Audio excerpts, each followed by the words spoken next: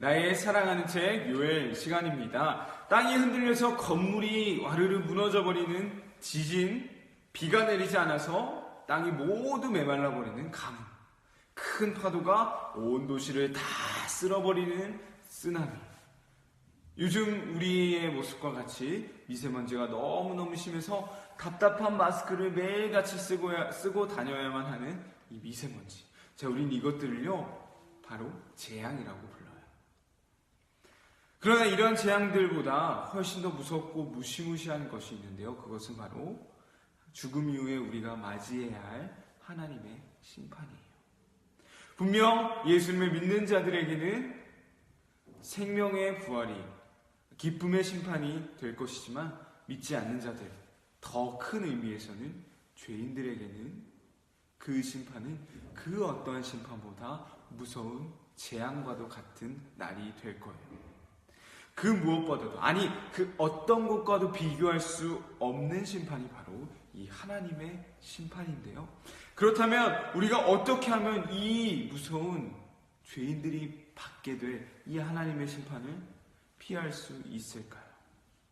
요엘서에서 우리 그 답을 함께 찾아보려고 합니다. 남유다의 메뚜기 재앙이 임했어요.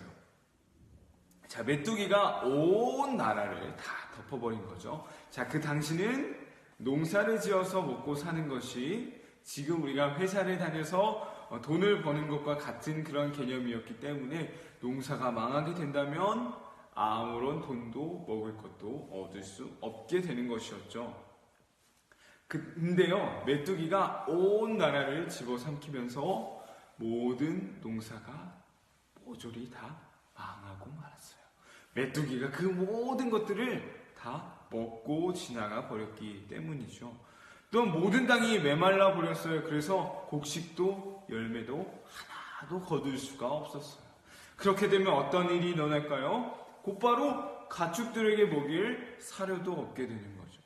아니, 가축이 문제가 아니라 사람들이 먹고 살 수 있는 환경도 하나도 주어지지 않게 된다는 거예요.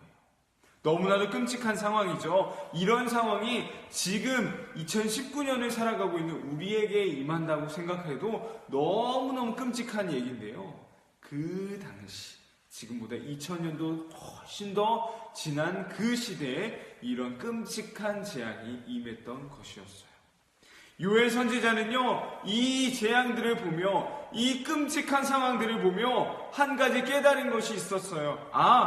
하나님의 심판이 우리에게 다가올 것이구나. 우리가 계속해서 죄악 가운데 살아간다면 이런 너무나도 끔찍한 하나님의 심판을 피할 길이 없겠구나. 그래서 오직 살 수 있는 길은 단 하나, 하나님께 우리의 죄를 용서해 주세요, 회개하는 것밖에는 없었다는 거예요. 그렇게 우리 모든 국민들이 하나님 앞에 죄를 고백하며 회개했을 때요, 메뚜기 재앙, 그 끔찍한 재앙보다 더 큰 하나님의 은혜로, 아니 더 나아가서 하나님의 은혜의 성령과 구원으로 우리에게 부어주실 것을 요엘 선지자는 선포하기 시작했어요. 그 사실을 알았고 깨달았기 때문에 우리가 심판에서 벗어날 유일한 방법인 하나님께로의 그 회개의 고백, 죄의 고백이 있어야 함을 백성들에게 선포하기 시작했어요. 모든 사람은요, 죄로 인해 죽을 수밖에 없어요. 죄인은 하나님의 심판을 받아 영원히 꺼지지 않는 그 불 속에서 지내야만 해요. 그러나 누구든지 하나님께로 돌아와서 회개하고 예수님을 구주로 고백한다면 오히려 하나님의 축복 속에, 그 영원한 축복 속에 살아가게 될 거예요. 아주 간단한 메시지죠. 요엘서가 말하고 있는 것이 바로 이거예요. 우리가 살 수 있는 유일한 길, 하나님께 우리의 죄악을 고백하고 용서해 주세요, 회개해야 한다라는 사실이에요. 이러한 모습을 아주 정확하게 우리에게 보여준 두 인물이 있어요. 이스라엘의 첫 번째 왕, 두 번째 왕, 바로 사울과 다윗이에요. 자세히 살펴보진 않겠지만 사울과 다윗 둘 다 죄인이었어요.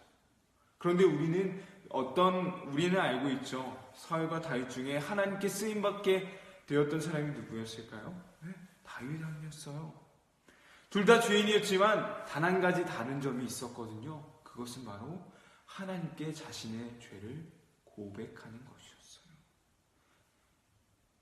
사울 왕은 하나님께 자신의 죄를 고백하는 모습이 하나도 나와 있지 않는데요. 다윗은 자신의 죄를 하나님께 철저하게 고백하는 그 고백의 모습이 시편의 한 편에 담겨 있을 정도로 아주 간절히 하나님께 회개했던 인물이었어요. 회개했던 다윗 왕은 그래서 하나님께 쓰임받는 인생이 되었어요. 우리는 하나님의 축복 속에, 영원한 축복 속에 살 것인가요? 아니면 하나님이 내리시는 그 영원한 심판의 재앙 속에 살아갈 것인가요? 축복 속에 살아갈 수 있는 유일한 길은 바로 우리의 죄를 고백하며 하나님께 회개하는 것이에요. 이 사실을 기억할 수 있었으면 좋겠습니다. 우리 선지서에서 계속해서 우리가 함께 나누고 있는 말씀, 하나님께 돌아가라, 우리의 죄를 고백하며 회개하라. 왜 선지자들은 하나같이 이러한 고백들을, 선포들을 했던 것일까요? 우리는 회개하지 않는, 우리의 죄를 고백하지 않는 존재들이기 때문이에요. 우리는 착각하고 있어요. 내가 그래도 하나님의 뜻대로, 하나님의 말씀대로 살아가고 있지. 아니, 나 큰 죄 지은 적 없는데, 나 하나님께 그렇게 용서해 주세요라고 할 만한 죄를 지은 적이 없는데. 아니요. 우리가 짓는 마음의 죄, 생각의 죄, 행동의 죄, 이 모든 죄악의 모습을 하나님께서는 죄라고 말씀하세요. 우리가 죄를 선택하는 것이 아닌, 죄의 기준을 정하는 것이 아닌, 죄는 하나님의 눈으로 바라보는 거예요. 매일같이 이러한 죄의 고백이 있기를 원합니다. 하나님, 용서해 주세요. 나쁜 말 했던 거, 나쁜 마음을 품었던 거, 나쁜 행동했던 거 하나님 용서해 주세요. 그러한 죄로부터의 돌이킴이 있을 때, 하나님께로 회개의 고백이 있을 때 우리에게 영원한 축복의 길이 열리게 될 것입니다. 이 사실을 반드시 기억하는 우리 유년부 친구들 되길 소망합니다. 우리 함께 말씀 퀴즈 풀어보겠습니다. 첫 번째입니다. 유다에 어떤 재앙이 내리게 되었나요? 유다에 어떤 재앙이 내리게 되었나요? 두 번째, 요엘 선지자는 재앙의 모습들을 보고 백성들에게 무엇을 선포하기 시작했나요? 요엘 선지자는 재앙을 보고 백성들에게 무엇을 선포하기 시작했나요? 마지막 세 번째입니다. 재앙이 아닌 축복 속에 살아가기 위해 우리에게 필요한 모습은 무엇일까요? 요엘 선지자가 했던 선포와도 같죠. 재앙이 아닌 축복 속에 살아가기 위해 우리에게 필요한 모습은 무엇인가요?